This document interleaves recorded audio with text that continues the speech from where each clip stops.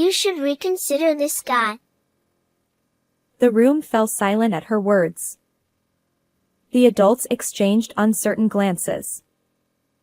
My sister, attempting to diffuse the tension, was about to intervene, but I stopped her. Why? Because the lumberjack is giving him a scary look.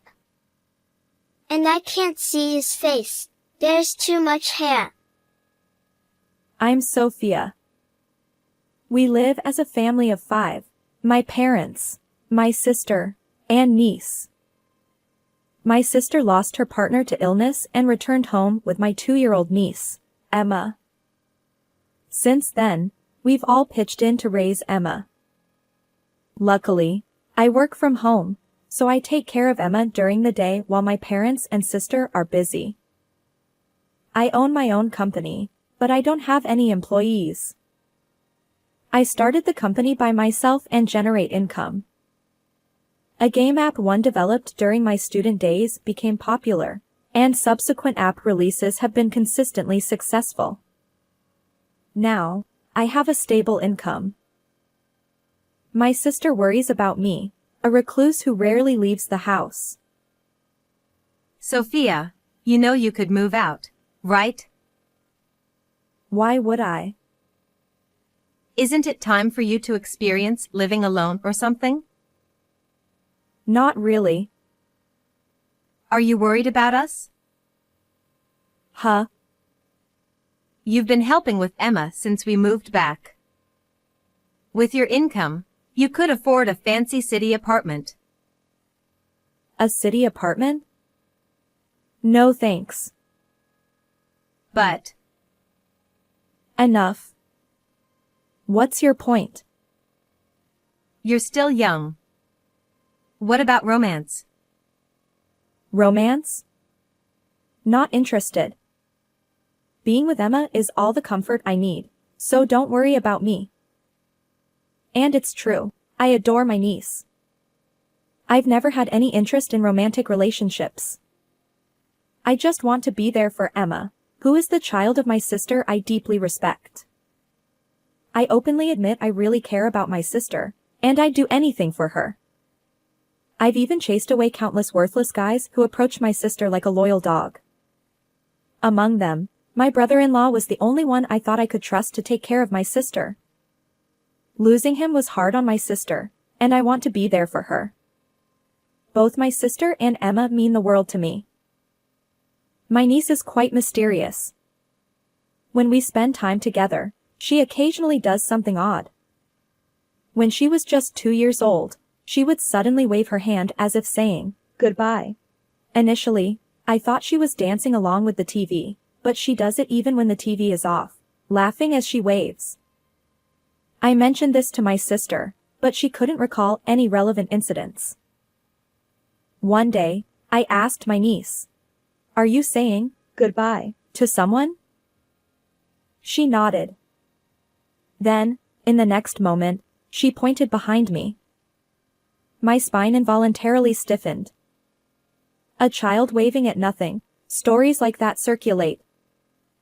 Things unseen by adults are visible to children. But having her point behind me was unsettling. Still, my niece's laughter reassured me. When she started speaking, I asked her, "Who are you waving to?" A lumberjack. A lumberjack? Who? She loves books, and lately, she's been asking me to read stories about lumberjacks. I understood that she saw someone resembling a lumberjack. Now, it's routine for her to wave at this unseen figure, and my fear has faded. And when my niece turned 8, the lumberjack's true identity was revealed. That summer, during a visit to my maternal grandparents' house, I was cleaning the storage shed.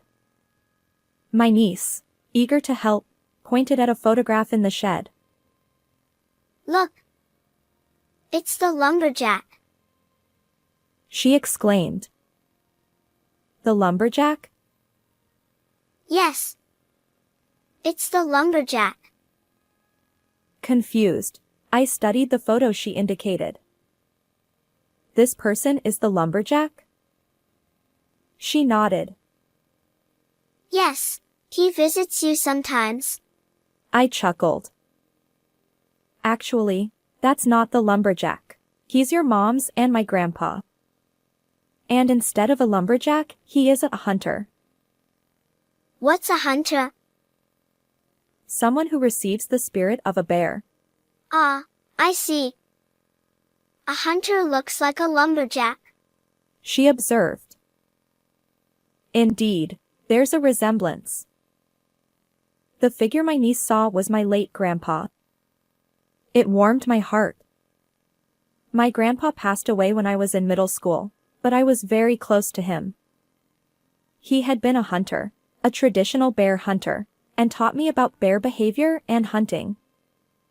He, citing the mountain god's wrath, didn't take me along because I was a young girl. However, I learned how to handle bears and extract oil.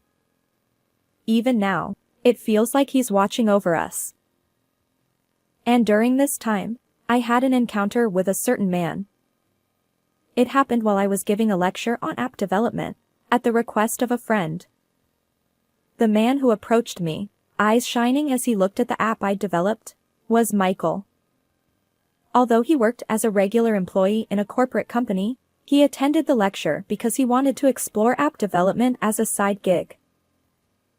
Can I create popular apps like you, ma'am? Well, once you learn the programming languages, it's mostly a matter of practice. There's limitless potential. We exchanged only a few words initially, but afterward, I became close to him as he attended my lectures repeatedly, and we eventually started dating. Until then, I had no interest in romance, but his graceful demeanor captivated me. It was one of those days. Michael asked me to meet him at a nearby cafe because he had something to discuss. As soon as I arrived, I noticed the weight on his shoulders. I'm sorry for bothering you when you're busy. But I needed to see you. His story was heavy. His mother was seriously ill, with little time left. There was a chance that advanced medical treatment could save her, but it required funds. Unfortunately, without insurance, he couldn't afford it. It's a tough situation. With $35,000, I might be able to help my mom. I encouraged him. Please do whatever you can. And remember, sometimes just talking about it can ease the burden. But then he hesitated, saying, Still, $35,000 isn't easy to come by. He's been working for over 10 years, so not having $35,000 in savings seems surprising. Saving $3,500 per year shouldn't be too difficult given his job. Michael, don't you have any money? After all these years? No, it's not like that. But $35,000 feels like a huge sum. Sorry, I still don't understand. Do you have $35,000 or not? Michael hesitated and then said, Yes I do. Well, then it's not a problem. Use it for your mom as soon as possible. I reassured him.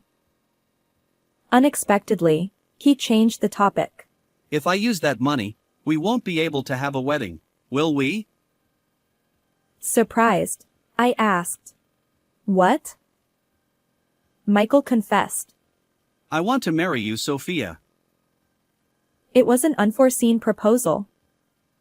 Marriage, something I hadn't actively considered, suddenly felt significant. But right now, there were more pressing matters.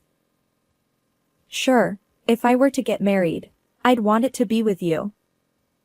But I'm not the type for big weddings, so I think a simple engagement party would suffice. Even though we call it an engagement, it's really just a formality.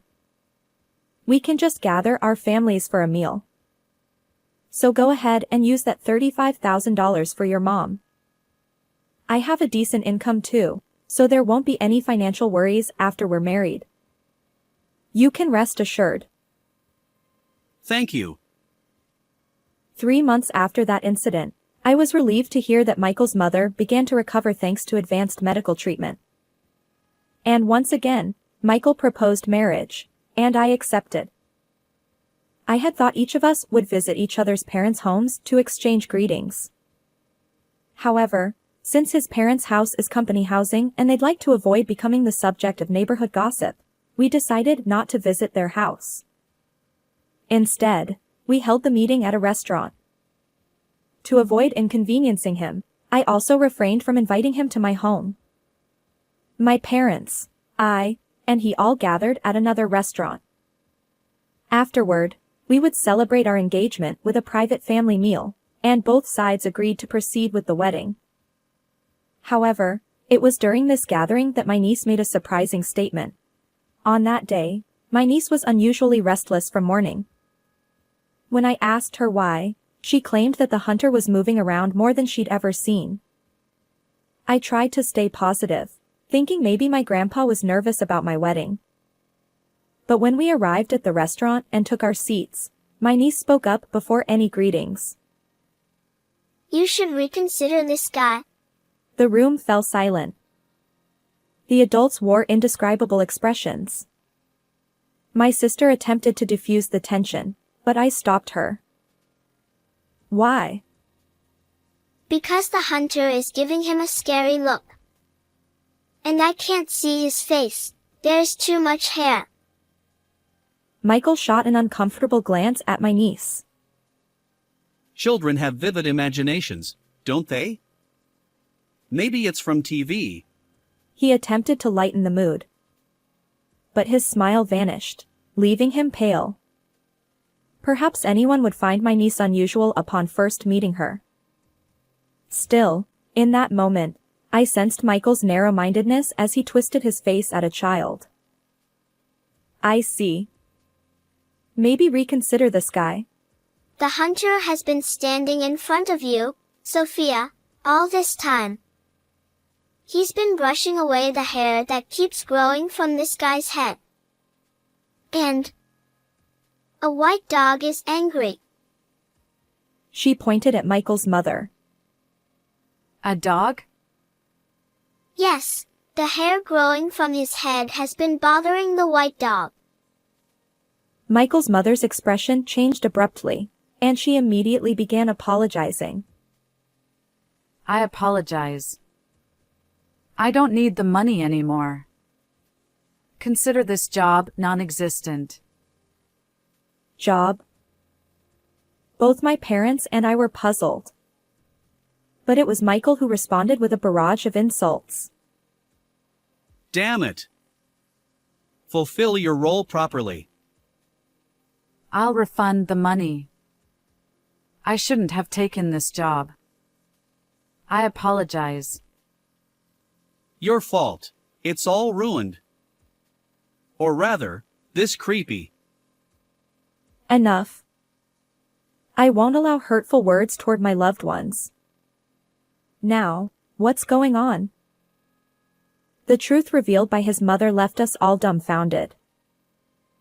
As it turns out, the person I believed to be Michael's mother was actually a hired staff member, a jack of all trades. In other words, she wasn't his mother. She knew it was wrong, but tempted by the money, she accepted the request. Despite her desperate apologies, I couldn't bring myself to blame her. At this point, marriage was the least of our concerns. But Michael was determined to salvage the situation. Tearfully, he said, Sophia, I'm truly sorry for lying.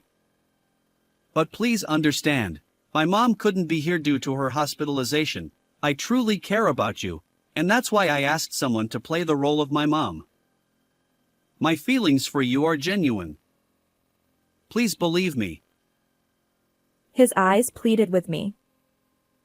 No, it's impossible, I replied without hesitation. What kind of marriage starts with a lie? Is this some B-movie? This is real life. I won't marry under false pretenses. Let's consider this marriage null and void. Michael sighed and took a different approach. Fine. Guess it's over. You're stingy anyway. What? Normally, you'd help pay for your partner's mother's medical expenses. To you, $35,000 isn't a big deal. No, it's an enormous sum. I corrected him. That's why I called you stingy. I thought marriage would give me financial freedom. Well, if there's no marriage, then I guess I don't need to be here anymore. You're truly creepy. Wait, Michael. Michael was about to utter hurtful words to my niece again, but in that instant, he scratched his neck and collapsed. In a hurry, we called an ambulance, but when they asked about family members, there was no one here for Michael. As a result, he was taken to the hospital alone. My niece chimed in.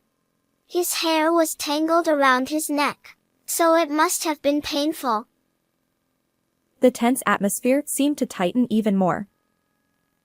The white dog is smiling. That's great. My niece said to the woman who had posed as Michael's mother. She had been single and owned a dog.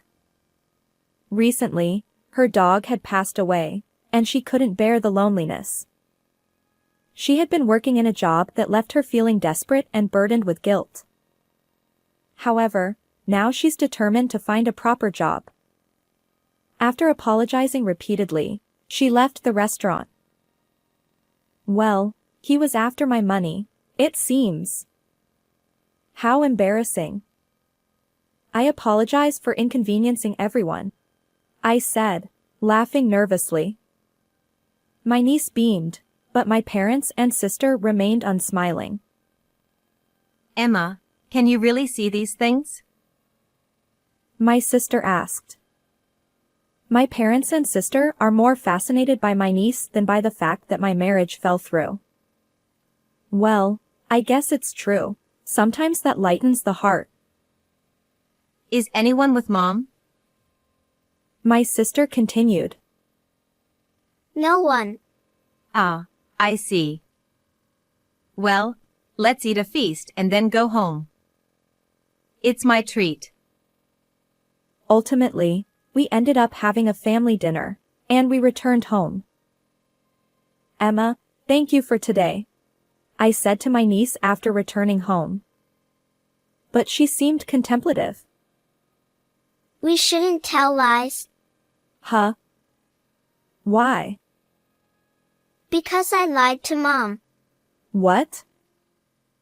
There's always Dad by Mom's side. But it's a secret. Why? Dad is watching over Mom silently. I see. He must want to protect both you and Mom. From that moment on, my niece stopped mentioning what she could see. The adults around her, including me, avoided the topic.